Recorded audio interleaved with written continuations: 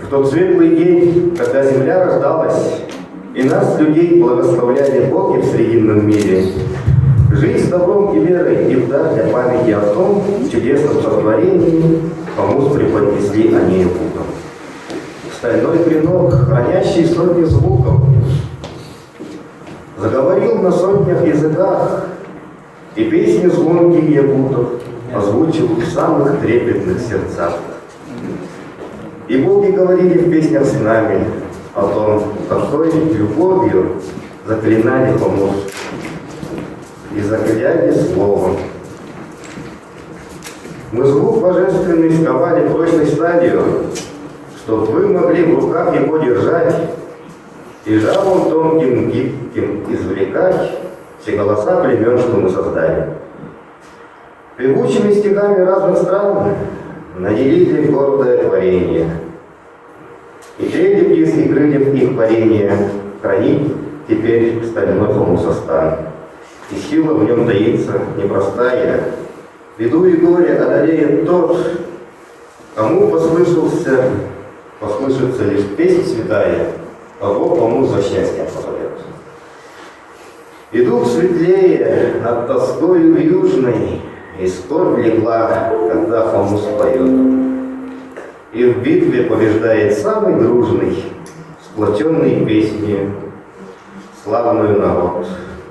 Любое дело спорится в руках, и благородно подступает старость, воспетый помусом на устах, божественно не знающих усталость.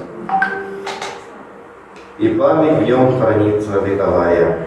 Традиции народов в нем живут, и даже в годы трудные страдая, под бедами не сгорбится якут.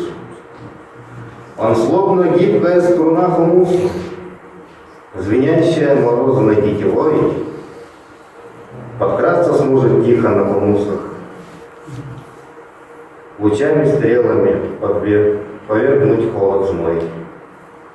Юдится век, всю жизнь не доедая, может умом хилить и старость не нажить, но лишь хомуса язычок взыграет, якут поймет, что не с чего жить.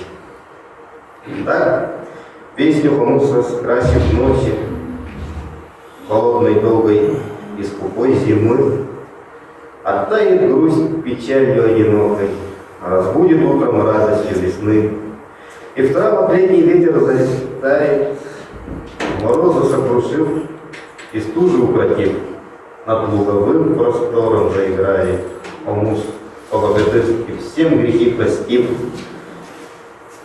и изобильно обещает солнце всех ясностью своей нежно грея, что пресов отяжелеет донце, таежный земляникою добрее.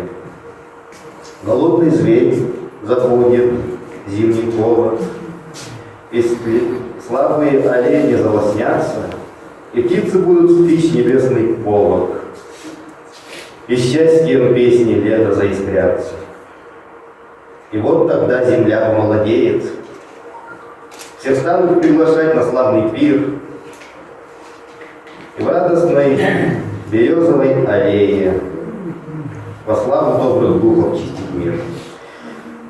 На первый день Исаха соберутся почтить богов родные племена, и в день второй все праздники сойдутся под всех городов великих знамена.